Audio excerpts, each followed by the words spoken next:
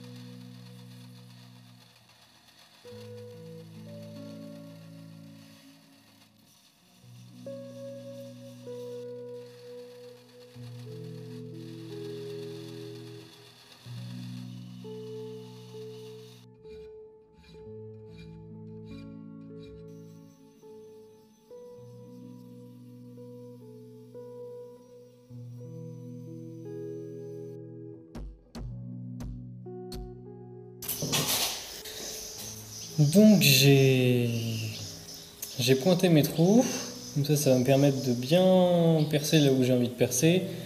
J'ai fait ça à l'œil, il y en a qui mesurent, etc. Hors gros couteau, hors couteau, il faut vraiment de la précision, un truc comme ça, c'est vraiment pas nécessaire au final. C'est plus esthétique qu'autre chose et la plupart du temps à l'œil ça va quand même. D'autant plus que là ils sont légèrement excentrés, ils sont plus de ce côté-là, vers moi, parce que je vais bien creuser et profiter du fait que j'ai un couteau large et des plaquettes qui vont être assez épaisses pour pouvoir creuser et rendre ça plus confortable, donc ça m'arrange en fait qu'ils soient un petit peu en recul. Je vais percer beaucoup plus large que d'habitude parce que je vais utiliser des vis relieuses pour les trous et pas des rivets, donc il va falloir que je prenne ça en compte.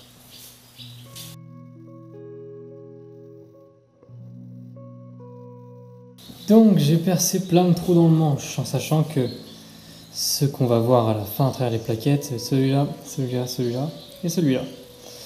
J'ai percé plein de trous pour une raison principale ici. Normalement je le fais parce que ça me permet aussi d'augmenter l'adhérence de la colle, sauf que sur ce couteau je vais utiliser des vis, donc pas de colle. Ici je l'ai fait surtout pour déplacer le poids vers l'avant du couteau, étant donné que les plaquettes sont épaisses. Si je me retrouve avec un manche beaucoup trop lourd, le problème c'est qu'il ne va pas bien assurer sa fonction de chopper. Donc il faut que j'ai un manche aussi léger que possible pour pouvoir avoir une tête assez lourde. Et comme ça me permettra de compenser et de garder une bonne force de frappe. Je suis très content du profil du couteau, il est très confortable, on peut le prendre de 2 manières différentes. Index, les 2 doigts. Et comme ça permet d'avoir une prise un peu plus élevée et de contrôler un peu mieux la lame. Ou si on veut un peu plus puissant, on a une petite bosse ici, ce qui permet de faire une délimitation entre l'auriculaire, l'annulaire, l'index et le majeur et l'index, qui viennent se caler comme ça, et donc on a beaucoup plus de force de frappe vu qu'on est un petit peu plus loin. Voilà, les trous ne fragilisent pas spécialement, enfin si, évidemment, en soi ils fragilisent, sauf que c'est le manche, et de toute façon c'est bridé par les plaquettes, donc en soi ça posera pas de vrai problème. Et de toute façon je vais essayer de faire une trempe sélective, donc ça va rester souple, et ça va permettre de bien encaisser les chocs. Voilà, donc maintenant il va falloir que je passe à la réalisation des émoutures, et sur un couteau aussi gros, je pense que je vais galérer avec ma petite ponceuse, mais on verra bien.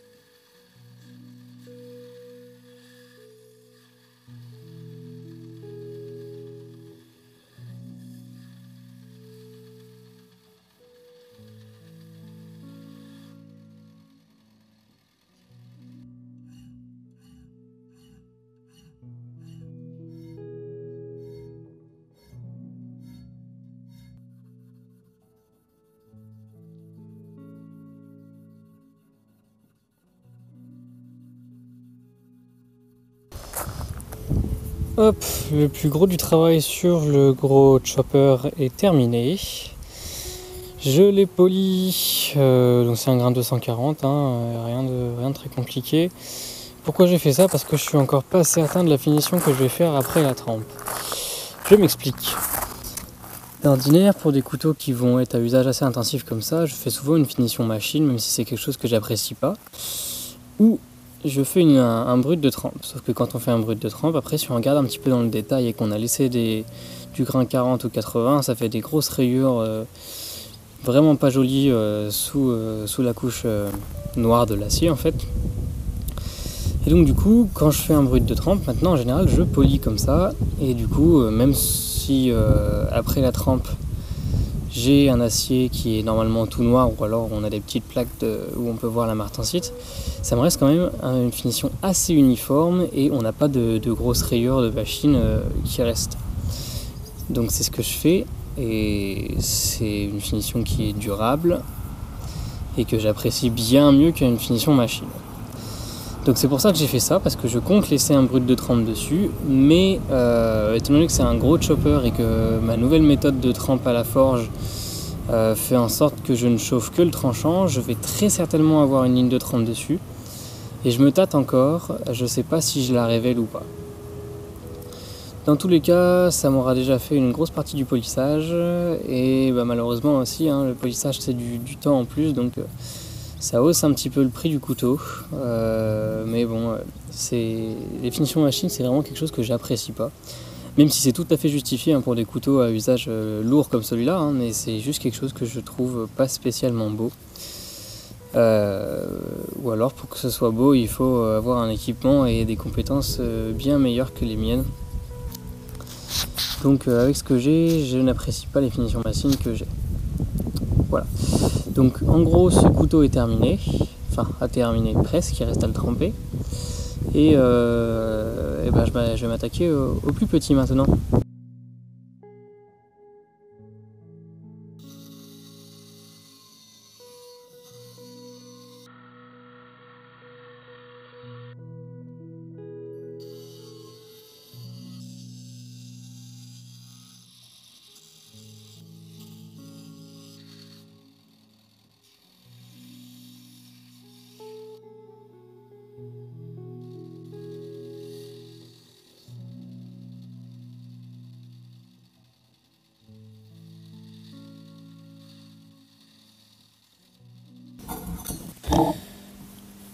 Hop, donc mes deux couteaux sont polis et les deux sont prêts pour la trempe. Donc c'est bien, ça avance bien. Là j'ai fait une grosse partie du travail, après il me restera plus que peut-être du polissage pour le plus gros parce que je vais essayer de révéler la ligne de trempe. Et puis le travail sur le manche. Et après, il y aura évidemment les étuis à faire. Ça aussi, ça va être assez challengeant. Mais pour le moment, c'est l'heure de la trempe.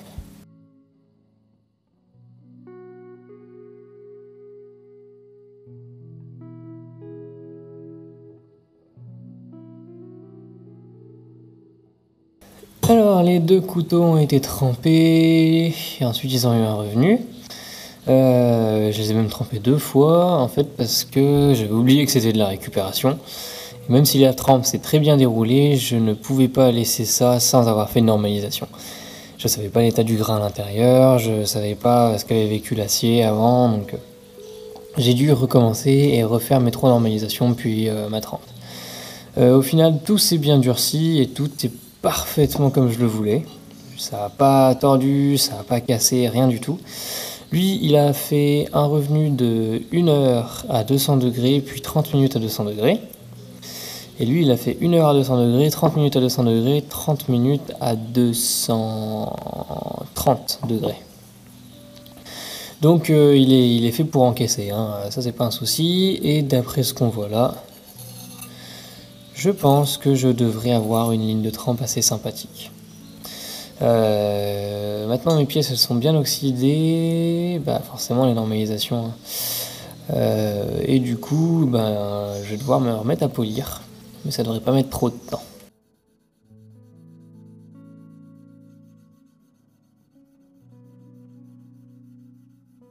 Voilà, mes 2 lames sont polies, donc celle-ci jusqu'au grain 500 et celle-ci jusqu'au grain 320 je crois.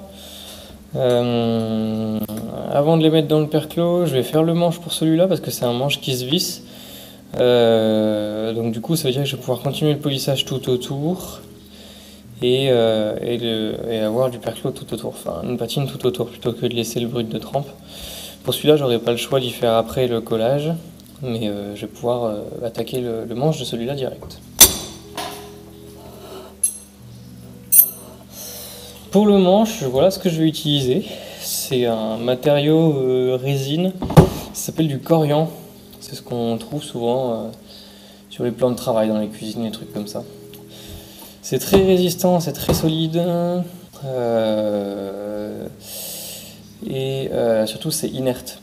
Enfin ça bouge pas du tout. Vous pouvez le mettre dans l'eau ce que vous voulez, ça a été fait pour ça. Et je choisis cette couleur, donc un joli orange pétant, pour bien rendre le couteau visible si jamais on le pose quelque part, etc. Autre chose, ce matériau est très très toxique quand on le travaille, donc vraiment mettez un masque, tout ça, tout ça.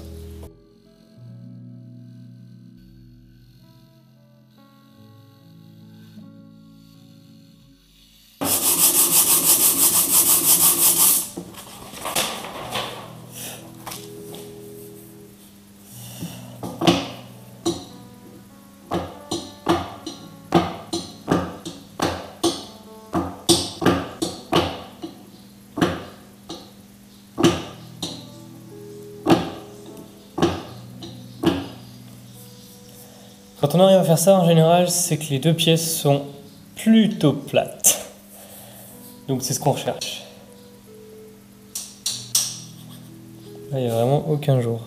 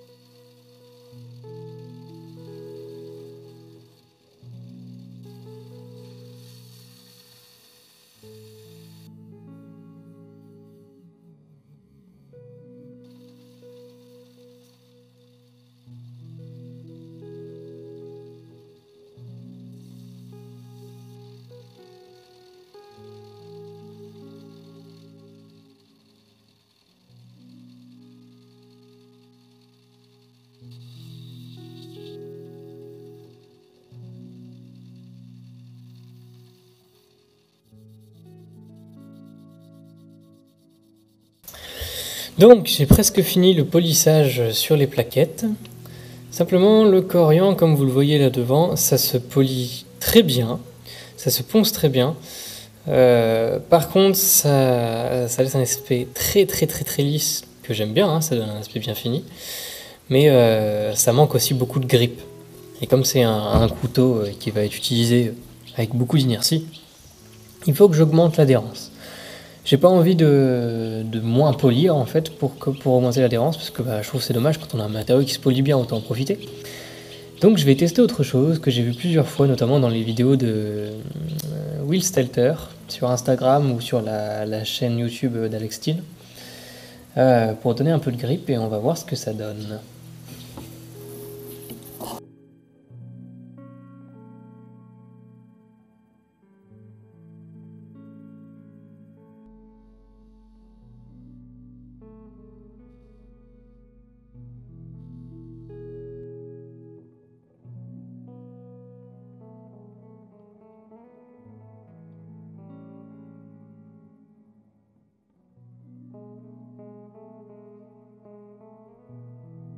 Alors, c'est jour 3, 4, je sais même plus.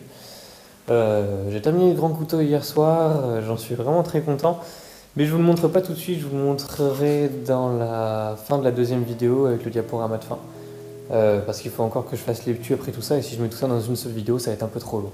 Donc cette vidéo c'est pour les couteaux, et la vidéo d'après ce sera pour les étuis, comme ça si vous voulez tout voir, il faudra voir la fin de la deuxième vidéo.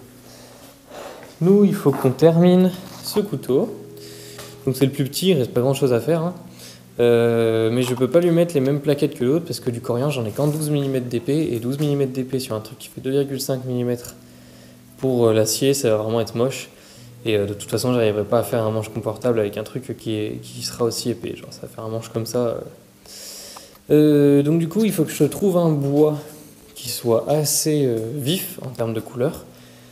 Et pour ça je viens de fouiller un petit peu dans mes réserves de bois, et je viens de trouver ça. Alors, je sais pas du tout ce que c'est, peut-être du padouk, mais en tout cas c'est bien vif, et ça a un joli veinage, donc je pense que je vais pouvoir me servir de ça.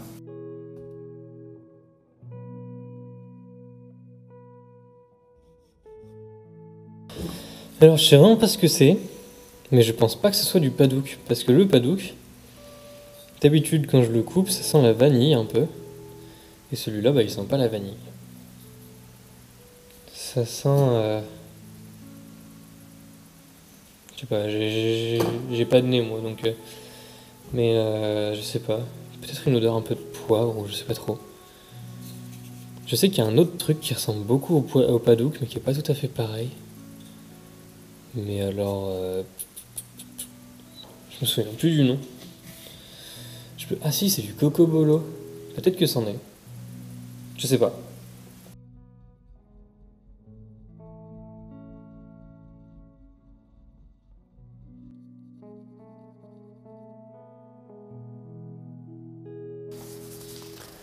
Hop, dernier jour pour la fabrication du petit couteau. Hop. Donc il me reste vraiment pas grand chose à faire, hein. Mater mes rivets, un coup de ponceuse, un coup de Dremel, polissage, et il sera terminé.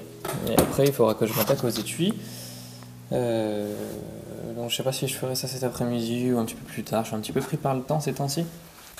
On verra bien.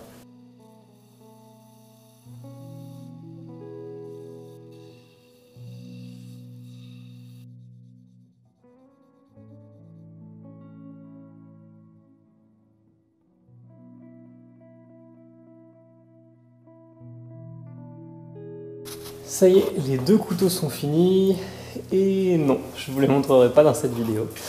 Donc si vous voulez les voir terminés, il va falloir regarder la fin de la vidéo, de la prochaine vidéo, dans laquelle je vais réaliser l'étui un petit peu spécial pour ces deux couteaux. Voilà, donc merci d'avoir regardé la vidéo. Si elle vous a plu, n'hésitez pas à vous abonner, laisser un like, un commentaire, tout ça pour me dire ce que vous en avez pensé, donc ça me fait toujours plaisir. Si vous avez des questions, n'hésitez pas, j'essaierai de vous aider au mieux. Et je vous dis à la prochaine dans la vidéo suivante, et d'ici là, portez-vous bien. Salut!